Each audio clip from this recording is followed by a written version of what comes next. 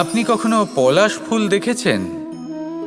কি সুন্দর দেখতে, লাল রক্তবর্ণ, উজ্জ্বল, কিন্তু এতে কোনো সুগন্ধ নেই। সেই জন্য ওকে শুধু চোখ ভরে দেখতে ইচ্ছে করে।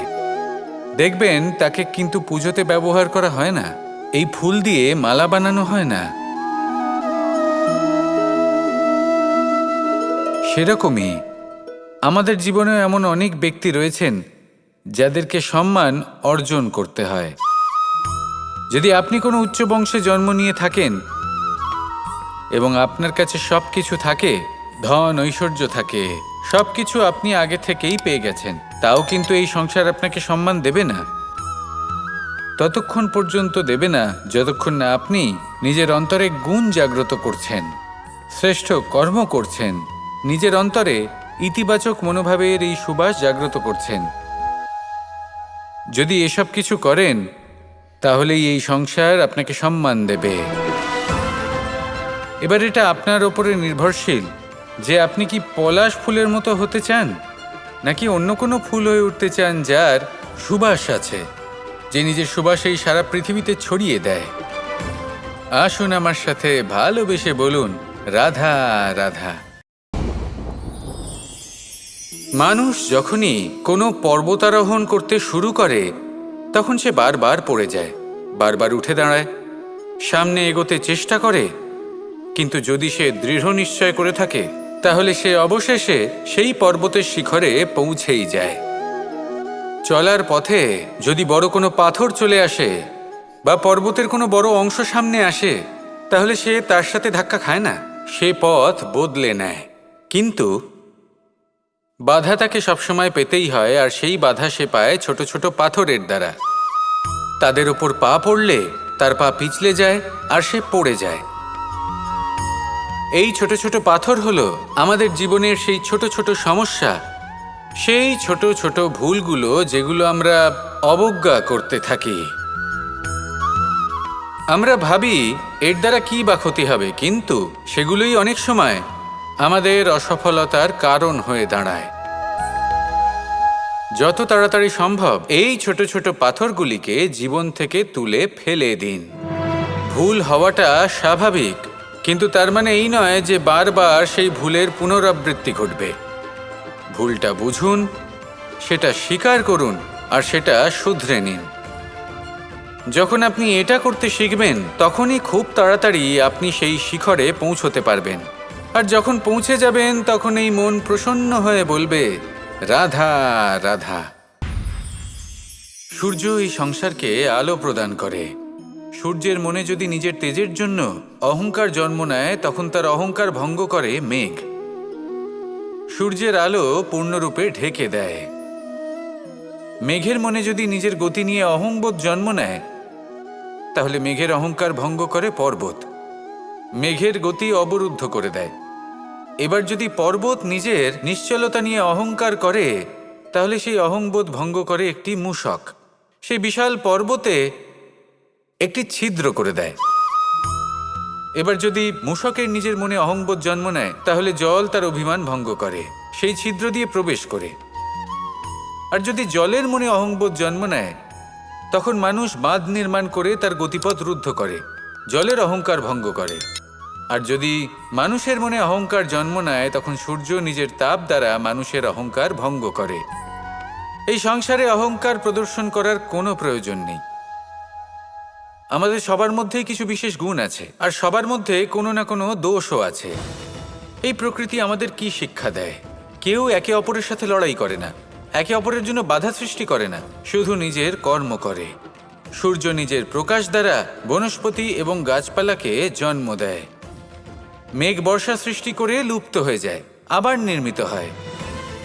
পর্বতের সেই নিশ্চলতা সেই বর্ষাকে একটা দিশা প্রদান করে, আর তারপরে তা ধারা হয়ে প্রবাহিত হয়ে যায়। এইসব কি? এইসব একটা সম্পর্ক, একটা চক্রের মতো। সবাই একসাথে নিজের কর্ম করে, তাই এই চক্র আবর্তিত হয়। এটা আমাদেরও করতে হবে, একসাথে মিলে কাজ করতে হবে। কারোর জন্য বাধা হয়ে উঠলে হবে না, কাউকে ছোট মনে করলে হবে না। এটাই করতে থাকুন, সবাই মিলেমিশে কর্ম করুন, প্রকৃতি আমাদের এই শিক্ষাই দেয়। আসুন আমার সাথে ভালোবেসে বলুন, রাধা রাধা। এমন অনেক মানুষ আছেন যারা আমাকে ভগবানের পরিভাষা জানতে চান, যে ভগবান আসলে কি, তিনি কেমন। এবার দেখুন, ভগবান হোক বা আপনার স্বপ্ন হোক বা আপনার লক্ষ্য হোক না কেন, সেই লক্ষ্য তখনই পূর্ণ হয়, তখনই তাকে লাভ করা সম্ভব যখন আপনার দৃষ্টিভঙ্গি মঙ্গলময় হয়, যখন আপনি নিজে মনে করবেন যে আমি যেটা পেতে চাইছি তা শুভ। উদাহরণস্বরূপ, কোনো পাখিকে দেখুন, সে গাছের ডালে বসে এবং সেখানেই বিশ্রাম করে, কিন্তু পড়ে না। কেন? কারণ ওর বিশ্বাস যে যে শাখার উপরে ও বসে আছে সেটাই হলো ওর বাসস্থান। যদি আপনি বিশ্বাস করেন তাহলে আপনি পাথরের মধ্যেও ভগবান দর্শন করতে পারবেন। আর যদি বিশ্বাস না থাকে, তাহলে যদি ভগবান সামনে দাঁড়িয়েও থাকে তবেও আপনার বিশ্বাস হবে না। তাই বিশ্বাস করতে শিখুন। এই বিশ্বাসের আধারেই আপনি সেই সব কিছু পাবেন যা আপনি পেতে চাইছেন। আসুন আমার সাথে ভালোবেসে বলুন, রাধা রাধা। জল হলো জীবনের আধার। যদি জল না থাকে, এই সংসারের জীবনের কোনো অস্তিত্ব নেই। এই জল হলো শুদ্ধ, পবিত্র। কিন্তু যখন এই জল পরিবেশের সংস্পর্শে আসে, তখন ধুলো, ময়লা, কাদা এবং অন্যান্য বস্তু দ্বারা এই জল পূর্ণরূপে দূষিত হয়ে যায়। এবার যদি এই জলের শুদ্ধিকরণ করতে হয়, তাহলে আমরা এই জলকে অস্থির হতে দিই না, তাকে স্থিরভাবে রেখে দিই। আর সেটা করলে সেই জল নিজে থেকেই সকল অশুদ্ধি ত্যাগ করে দেয়, নিজে থেকেই নিজেকে শুদ্ধ করে তোলে। এটা কিন্তু আমাদের মনের সাথেও হয়ে থাকে।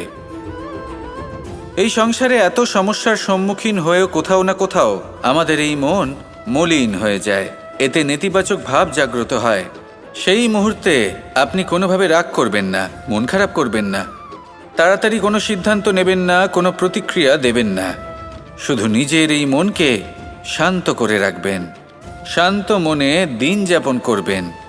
যদি এটা করেন, তাহলে আপনি নিজে থেকেই বুঝতে পারবেন যে কি কি অশুভ ভাব আপনার মধ্যে জাগ্রত হয়েছে আর কি কি শুভ চেতনা আপনাকে জাগ্রত করতে হবে।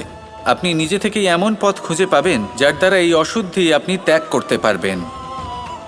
আসুন আমার সাথে ভালোবেসে বলুন, রাধা রাধা।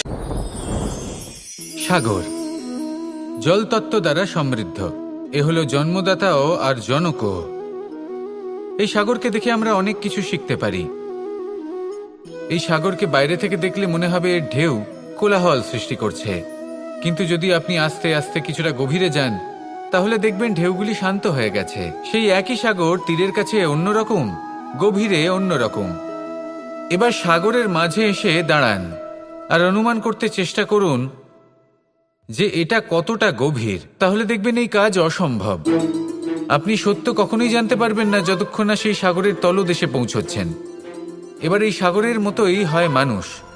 মানুষকে আপনি দূর থেকে বুঝতে পারবেন না, আপনাকে কাছে যেতেই হবে। একই দিনে আপনি পূর্ণরূপে কোনো মানুষকে জানতে পারবেন না, তার সাথে সময় কাটাতে হবে। প্রত্যেক মানুষ হলো আলাদা, ঠিক সাগরের মতো, যার নিজের আকার আছে, নিজস্বতা রয়েছে, গভীরতাও আছে। সেটা বোঝার সময় দিন, নয়তো কখনো কোনো মানুষকে বুঝতেই পারবেন না। আসুন আমার সাথে ভালোবেসে বলুন, রাধা রাধা।